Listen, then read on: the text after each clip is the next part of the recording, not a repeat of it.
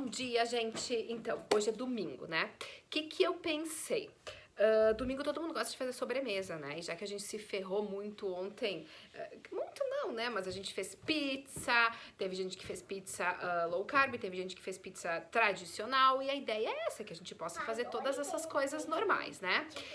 Porém, também, aí com meu peso na consciência, um pouquinho de ter incentivado o tradicional, acho que ele também faz parte da nossa vida, né? Mas eu vou mostrar pra vocês hoje, e a questão é, faça uma sobremesa, porque domingo a gente gosta de fazer sobremesa, tá?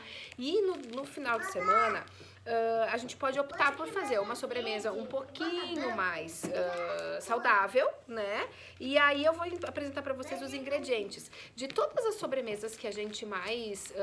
de todos os ingredientes que a gente mais tem alteração, quando a gente quer alterar, por exemplo, um bolo tradicional, bolo que a gente conhece da nossa mãe, da nossa avó, enfim, quando a gente quer alterar essa receita, os ingredientes que mais mexem para o valor nutricional ficar melhor é no açúcar e é na farinha, tá? E aí a gente ainda pode classificar, dentro das farinhas, a gente pode classificar as farinhas normais, as integrais, as com glúten e sem glúten e as farinhas low carb. Então vejam quantas variações a gente pode ter ali, tá? E eu vou mostrar pra vocês algumas dessas farinhas que eu comprei, pra gente poder ver quais são elas, tá? E quando a gente fala de açúcar, a gente tem basicamente, né, o açúcar refinado e as variações desse açúcar refinado que vai ter calorias normais. Então, se a gente for pensar num açúcar... bom, depois eu vou mostrar, daí a gente vai ver direitinho, tá? E os açúcares que são os low carbs, que vão contribuir para que a preparação fique com menos calorias e vão contribuir que a preparação fique low carb, tá? Então, iniciando sobre farinhas, certo? Depois eu vou deixar, quem quiser, manda um e-mail, coloca seu e-mail aí embaixo que eu vou colocar pra vocês, vou enviar pra vocês um e-book com várias receitas de sobremesas para o final de semana, tá? Bom, então começando sobre as farinhas, tá? Eu vou mostrar inicialmente quais são as farinhas que eu tenho aqui, que são as sem glúten, tá? Então, a gente tem a farinha de grão de bico, que ontem eu lancei a receita da Paty de base para pizza, que vai a farinha de grão de bico. A gente tem... essas são as sem glúten, não significa que elas são low carb, tá? A gente tem a farinha low carb, low carb, low carb. Aqui, ó. Esta farinha de trigo sarraceno, tá?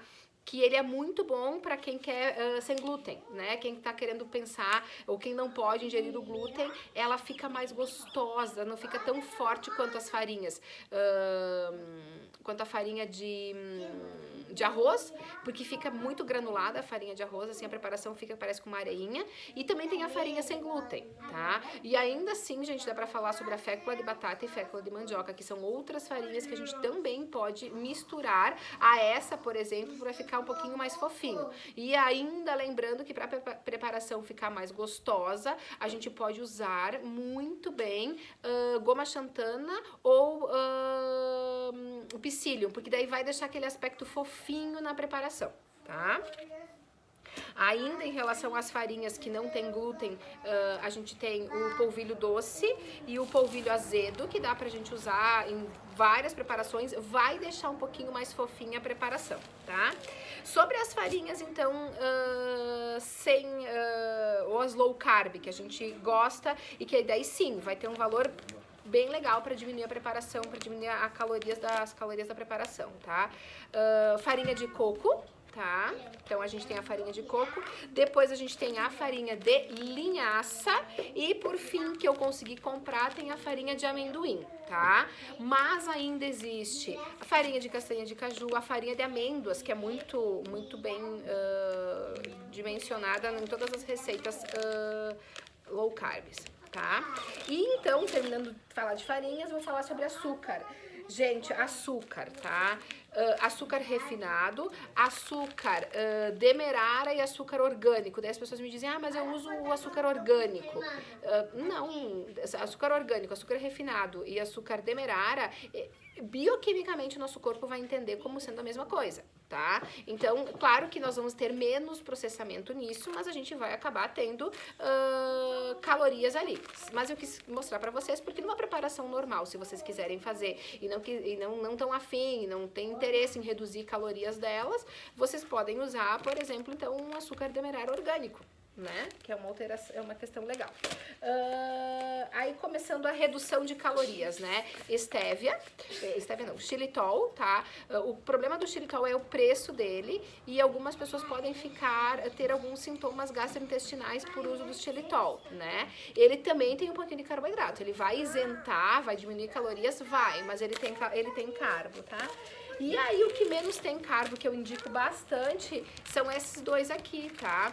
Açúcar magro e o açúcar magro mascavo na versão magro, né? Então a gente pode usar os dois, eles têm um poder de adoçar muito forte, então tem que usar uma quantidade bem pequenininha. Passou uma pessoa aqui na frente, tá? Tem que usar uma quantidade bem pequena desse açúcar. E eu tô quase finalizando, então, o estévia, que também é um outro tipo de adoçante que vocês podem usar, tá? Galera, vou ter que finalizar. Beijo, dá tchau aqui junto, mano. Beijo!